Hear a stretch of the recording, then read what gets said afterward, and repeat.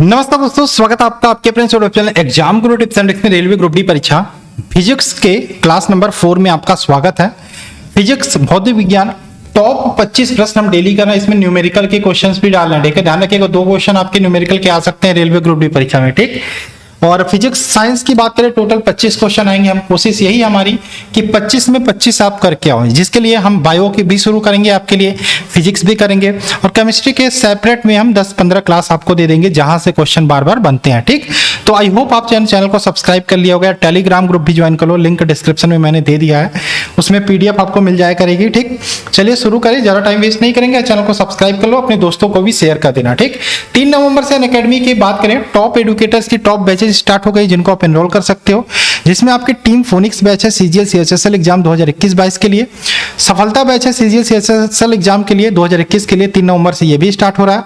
इसके अलावा foundation batch है SSC CPO एग्जाम के लिए, कंप्लीट GS के लिए एक बैच है SSC एग्जाम के लिए 3 नवंबर से ये भी स्टार्ट हो रहा है।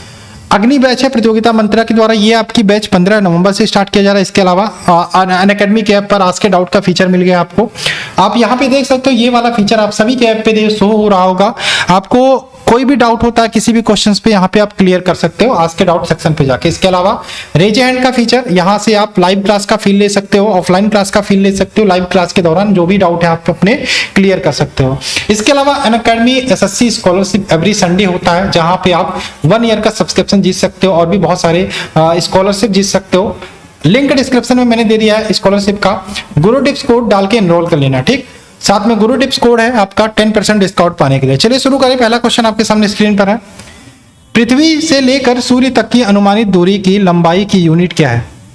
पृथ्वी से लेकर सूर्य तक की अनुमानित दूरी लंबाई में क्या यूनिट है? बताइए इसका आंसर क्या होगा। पृथ्वी से लेकर सूर्य तक की अनुमानित दूरी की लंबाई की यूनिट क्या है? तो ये हो जाएगा एस्ट्रोनॉमिकल यूनिट। एस्ट्रोनॉमिकल यूनिट, ठीक। एस्ट्रोनॉमिकल यूनिट की बात करें तो यार सूर्य और पृथ्वी की दूरी मापना है, छोटी मोटी दूरी है नहीं, तो ये बड़ी दूरी होगी, ठीक। तो एस्ट्रोनॉमिकल दूरी में मापेंगे। एस्ट्रोनॉमिकल यूनिट की बात करें, एक एस्ट्रोनॉमिकल यूनिट बराबर होता है 150 मिलियन किलोमीटर। 150 मिलियन किलोमीटर के बराबर होता है, ठीक। अगर जो बात करें लाइट ईयर, प्रकाश वर्ष जिसको हिंदी में बोलते हैं, एक लाइट ईयर बराबर क्या होता है? एक लाइट ईयर की बात करें, प्रकाश वर्ष की बात करें, ये होता है 9.46 गुणे 10⁻15 मीटर होता है, ठीक। और अगर जो बात करें, एक क्वेश्चन आता है दूरी का सबसे बड़ा मात्रक कौन सा है? दूरी का सबसे बड़ा मात्रक होता है पारसेक, ठीक। पारसेक क्या होता है? तो पारसेक ध्यान रखिएगा, ये जो आपकी लाइट ईयर है ना, इसी में 3.26 का मल्टीप्लाई कर दोगे तो ये पारसेक के बराबर हो जाएगा, ठीक। तो इतना याद रखिएगा। क्वेश्चन नंबर 2 की बात करें, पृष्ठ का क्षेत्रफल होता है। क्लास नंबर 1 में मैंने बताया था कि सदिश और अदिश राशियों की पहचान किस प्रकार से आप ट्रिक के माध्यम से कर सकते हो, ठीक। तो पृष्ठ क्षेत्रफल की बात करें, एक प्रकार की सदिश राशि होती है, option number B right answer होगा, सदिश। क्वेश्चन नंबर 3 की बात करें, एक कागज का टुकड़ा और एक क्रिकेट बॉल एक ही ऊंचाई से गिराया जाए, निम्नलिखित में से किस परिस्थिति में दोनों एक साथ पृष्ठ पर पहुंचेंगे? भाई कागज का टुकड़ा हल्का होता है, वेठी नहीं होता, लगभग ना के बराबर होता है, जबकि क्रिकेट की बॉल आपको पता है वजन होता है, इसमें भार होता है। आप किस परिस्थिति में गिराओगे? भाई किसी वस्तु का भार कैसे होता है? M×G। अगर जो G रहेगा तो भार रहेगा, G को 0 कर दो तो कोई भार नहीं रहेगा किसी वस्तु का, यानी कि कागज का भार और गेंद का भार एक समान हो जाएगा। अगर जो G 0 कर दो, यानी कि वहां पे निर्वात उत्पन्न कर दो, वैक्यूम उत्पन्न कर दो, option number D right answer होगा। क्वेश्चन नंबर 4 की बात करें, त्वरण ऋणात्मक होने पर किसी पिंड का वेग क्या होगा? त्वरण ऋणात्मक होगा तो पिंड का वेग भी घटेगा, option number D right answer होगा। त्वरण वेग परिवर्तन की दर को त्वरण कहते हैं। वेग परिवर्तन की दर, वेग परिवर्तन की दर को त्वरण कहते हैं। अब अगर जो मैं समझाने की कोशिश करूं, v बराबर u + at होता क्या? गति का पहला समीकरण, ठीक। इसमें आपका त्वरण a है, t समय है, u प्रारंभिक वेग है, v अंतिम वेग है। इसमें अगर जो a निकालोगे तो v - u/t होगा। वेग परिवर्तन की दर को त्वरण कहते हैं। तो अब समझ में आ गया, ठीक। चलिए न्यूमेरिकल भी आ जाए, अंतिम वेग दे दे, प्रारंभिक वेग दे दे, समय दे दे, आपको त्वरण निकालना है तो अब निकाल लोगे इस समीकरण से, ठीक। क्वेश्चन नंबर 5 की बात करें, एक जेट इंजन किस सिद्धांत पर कार्य करता है? एक जेट इंजन की बात करें, ये रैखिक संवेग संरक्षण के सिद्धांत पर कार्य करता है, option number D. Jet engine जो होता है ना, रैखिक संवेग संरक्षण के सिद्धांत पर कार्य करता है, ठीक। चलिए क्वेश्चन नंबर 6 की बात करें, पहाड़ पर चढ़ते समय व्यक्ति आगे झुकता है जिससे क्या हो जाए? तो क्या करने के लिए आगे झुकता है? पहाड़ ऐसा होता है ना, व्यक्ति सीधा थोड़ी चलेगा, ऐसा चलेगा। क्यों? क्योंकि अस्थायित्व को बढ़ाने, ऐसा चलेगा तो गिर भी सकता है ना। अस्थायित्व को बढ़ाने के लिए, स्थिरता में वृद्धि के लिए option number D right answer होगा।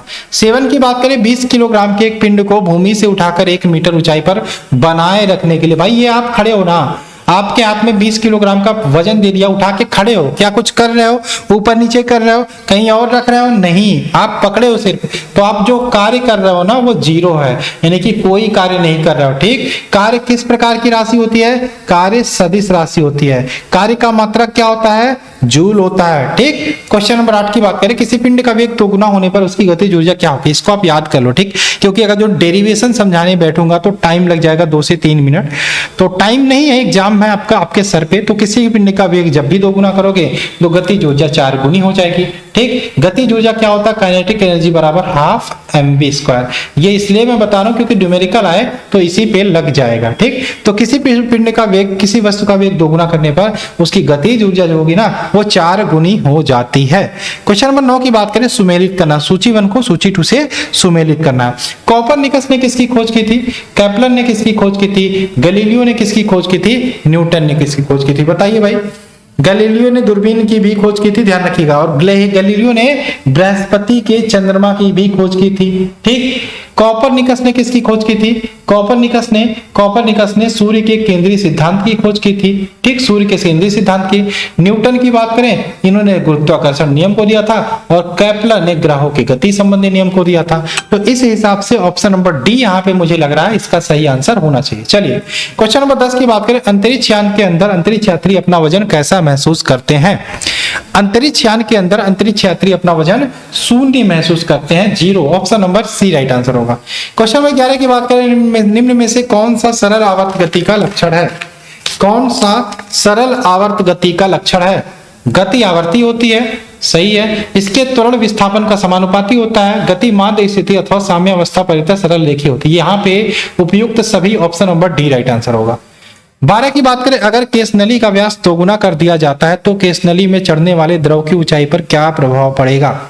तो अगर जो केस नली का व्यास दोगुना करोगे तो केस नली में चढ़ने वाली द्रव की ऊंचाई क्या होगी? ये घट जाती है, सॉरी आधी हो जाती है, घट जाती है। Option number B right answer होगा। 13 की बात करें, ताप के बढ़ने से द्रव की श्यानता पर क्या प्रभाव पड़ता है? तो ताप बढ़ने पर द्रव की श्यानता की बात करें, घटती है। यहीं पे अगर जो पूछ ले, गैस की श्यानता पर क्या प्रभाव पड़ता है? गैस की श्यानता बढ़ती है। ताप बढ़ने पर द्रव की श्यानता घटती है, ताप बढ़ने पर द्रव की श्यानता बढ़ती है। Option number A right answer होगा। 14 की बात करें, ध्वनि की प्रबलता का निर्धारण किसके द्वारा करते हैं? ध्वनि की प्रबलता का निर्धारण की बात करें, ये करते हैं किसके द्वारा? आयाम से करते हैं। ऑप्शन नंबर ए, आयाम से। ठीक, 15 की बात करें, एक जल से भरे बीकर में बर्फ का टुकड़ा तैर रहा है। बर्फ के पिघलने पर बीकर के जल के तल में क्या प्रभाव पड़ेगा? एक जल भरे बीकर में बर्फ का टुकड़ा तैर रहा है, बर्फ के पिघलने पर बीकर में जल का तल क्या होगा? ये होगा, क्या होगा?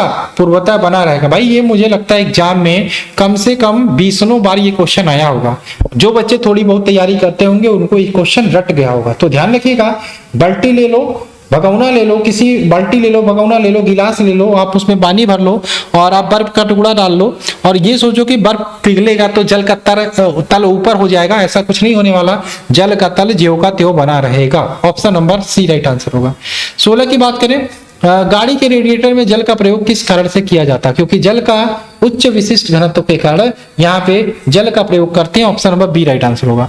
17 की बात करें, थर्मोस्कोप का आविष्कारक किसे माना जाता है? थर्मोस्कोप का आविष्कार किया था कोपरनिकस की बात करें, इन्होंने सौर मंडल की खोज की थी, याद रखिएगा।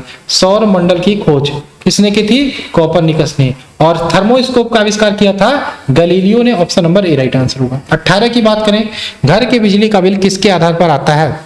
घर के बिजली का बिल की बात करें, ये वॉट के आधार पर आता है। ठीक, वॉट किसकी यूनिट होती है? शक्ति की यूनिट क्या होती है? शक्ति की यूनिट क्या होती है? वॉट होती है, वॉट। ठीक, चलिए, कार्य करने की दर को शक्ति बोलते हैं। शक्ति क्या राशि है? अदिश राशि है। शक्ति अदिश राशि है। ठीक, एक क्वेश्चन आता है, 1 किलोवाट घंटा बराबर किसके बराबर? 1 किलोवाट घंटा की बात करें, 3.6 × 10⁻6 जूल के बराबर होता है, जिसे एक यूनिट भी बोलते हैं। ठीक, क्वेश्चन नंबर 19 की बात करें, ट्रांसफार्मर कार्य करता है। एसी पर, डीसी पर, एसी और डीसी दोनों पर, या इनमें से कोई है। तो ट्रांसफार्मर की बात करें, ध्यान रखिएगा, सिर्फ एसी पर कार्य करता है, ऑप्शन नंबर ए। ठीक।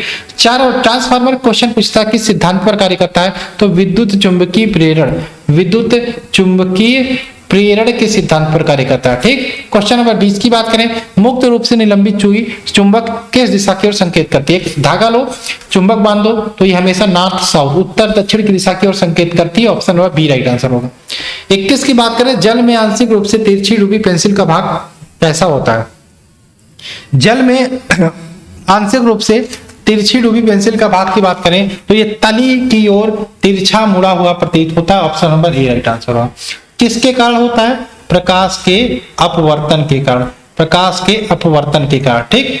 22 की बात करें, किस रंग का तरंगदैर्ध्य कम होता है, किस रंग का, देखो जिस रंग का तरंगदैर्ध्य कम होगा उसका अपप्रकीर्णन अधिक होगा, प्रकीर्णन अधिक होगा। ठीक। तरंगदैर्ध्य की बात करें बैगनी का कम होता है, और प्रकीर्णन की बात करें बैगनी का अधिक होता है, प्रकीर्णन अधिक होता है। ठीक। वहीं पे किसका तरंगदैर्ध्य ज्यादा होता है, लाल का तरंगदैर्ध्य ज्यादा होता है और लाल का प्रकीर्णन कम होगा। ठीक। तो उल्टा होता है, याद रखो। 23 की बात करें, 220 वोल्ट आउटपुट वाले जनरेटर को 1100 वाट की पावर वाली मोटर से जोड़ने पर प्राप्त होने वाली विद्युत शक्ति, ठीक, प्राप्त होने वाली विद्युत P बराबर क्या होता है, P बराबर VI होता है ना। चलिए, P बराबर दिया है 1100 वाट, ठीक, V दिया है आपका 220 वोल्ट, I निकालना है, धारा निकालना है, तो क्या हो जाएगा, P बटे V हो जाएगा 1100 बटे 220। ठीक। कुछ नहीं करना, जो दिया उसे पुटअप कर लो, 5 ampere, option number C right answer होगा। 24 की बात करें, तापमान का वह पाठ्यांक, ये भी क्वेश्चन कई बार रिपीट हुआ है भाई, जहां फ़ारेनहाइट तथा सेल्सियस दोनों पैमाने समान होते हैं। क्या होगा भाई इसका आंसर, तापमान का वह पाठ्यांक जहां फ़ारेनहाइट तथा सेल्सियस दोनों पैमाने समान होते हैं, -40 डिग्री। ठीक। Option number B.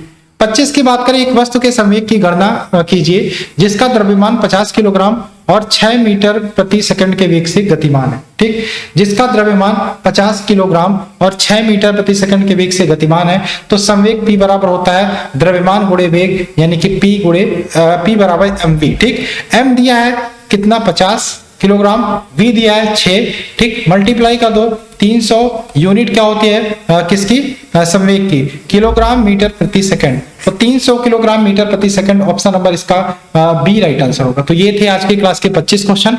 I hope आपको अच्छे लगे होंगे और अच्छे लगेंगे, क्योंकि क्वेश्चंस भी बहुत अच्छे थे, और डेली ये क्लास 8 बजे शाम को मिलने वाली है। तो आप सभी लोग क्लास को लाइक करो, चैनल को सब्सक्राइब करो, बेल का आइकन क्लिक करो, टेलीग्राम ग्रुप का लिंक डिस्क्रिप्शन में मैंने दे दिया है, उसमें जुड़ जाना, PDF आपको वहीं मिल जाएगी, और अच्छे अच्छे कमेंट्स आप जरूर लिखो। चलिए मिलते हैं नेक्स्ट क्लास में।